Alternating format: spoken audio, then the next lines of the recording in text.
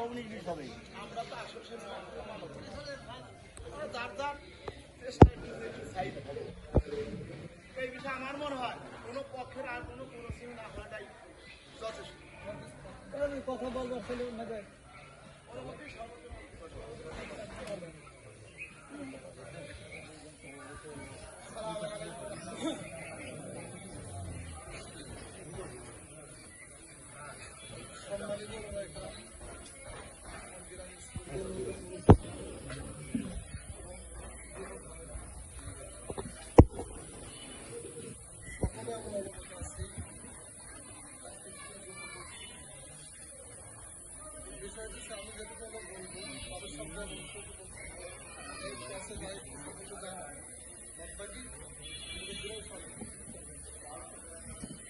সেটা হলো গত রমজান মাসে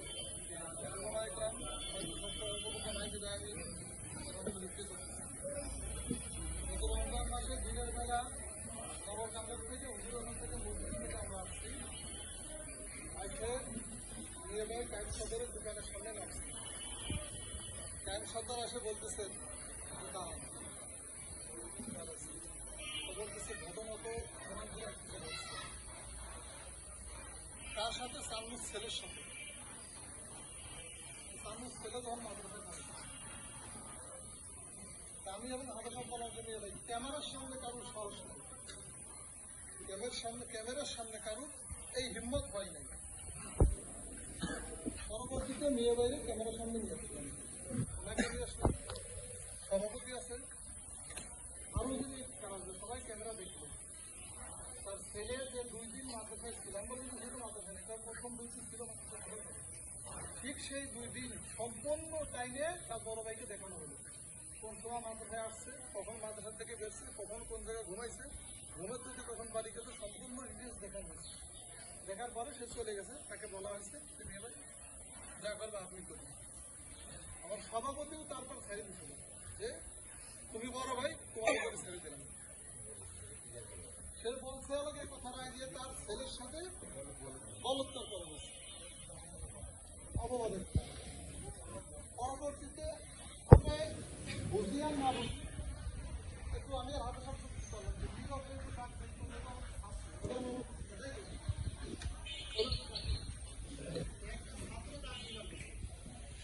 ব্যাগ দেবার কি করবেন তেমন আমাদের কোনো একটা ছেলে শহরে বসা এরপরে ছাত্র আবার বলল আমি মাদ্রাসায় নাই হাবেশাব গেছি, হাবেশাব গেলে হাবেশাবের মারবার গেছে, আমাদের মেম্বারের সামনে হাবেশাবের মারবার গেছে, মারে নাই মারবার গেছে। তো যাই হোক পরবর্তীতে আমরা সামনে আগাইনি, আমরা সভাপতির কাছে গেছি। এরপরে গ্রামে আরো কয়েকদিন জানে তাদের কাছে আমরা এটাই বাড়াবাড়ি কিছু করি। একদিন পরও তারাবির নামাজ পড়বার যাবো এখান থেকে অনেক আছে নাকি এখানে অনেক এই জায়গায় তারা ছিল অকথ্য ভাষায় যে মারে এইটা করবার যাবো আপনার জন্য পারিনি অনেক করতে মুখটা সংযত করো, মুখটা সংযত করো। ওই জায়গা থেকে আমাকে তো এই গালাগালি করতে করতে এই পর্যন্ত চলে আসে। তখন আমি এগিয়ে গেছি কি হবি কর। এক পর্যায়ে আমরা তারা মারবার গেছিলাম, তার গায়ে হাত দিয়ে নিত মারবার গেছিলাম। পরবর্তীতে সে বাড়ি দিয়ে রাগ করে ছেলেকে নিয়ে কেস করবার জন্য বেরিয়েছে। ওই জায়গায় গিয়ে ফেলে তার বড় ভাই আছে সবাই রাগ করছে, রাগারাগি করে ওটা উপর দিয়ে গেছে। এরপরে কয়েকদিন পরে মাদ্রাসার একটা পানির লাইনের পাইপ তার পিছন দিকে তার অনুমতি পানির পাইপটা কেটে ফেলেছে। কেটে ফেলার পরে তারপরও মেয়ে ভাইকে ডাক দেওয়া হবে। ডাক দেওয়ার পরে যে মেয়ে ভাই অধৈর্য হয়ে বললো যে একটা সপ্তাহ ধরে ওরা আমি রিহাবে দিয়ে দেবো, রাখতাম সে কথা বলছে যে ওরা আমি রিহা দিয়ে দেবো পারিয়া রাখতাম, অধৈর্য কথা বললো।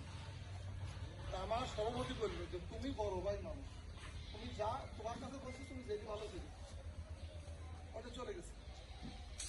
চলে যাওয়ার পরে আমার কারি সাহেব আর আরেকজন শিক্ষক ছিল মাগরা মরে ফার গেছে। সে ওই জায়গায় যে কবিরের দোকান ছিল দোকানের ভিতরে ঢুকতেছে আর অন্য বাসায় যে শালাগারের মুখে গালাগালি পায়। দেখি মারবা ইচ্ছা। তো যাই হোক, তখন আমি ওখানে বড় যারা ছিল মুরব্বীদের কাছে আমি বিচার, আমি কাকে কার সাথে আমার কোনো আমি কিছু বলিনি। যে আপনারা যদি আমাদেরকে সত্যি না দিতে পারেন আমাদেরকে বলে দেন, আমরা মাদ্রাসা চলে যাবো, এই কথা বলছিলাম।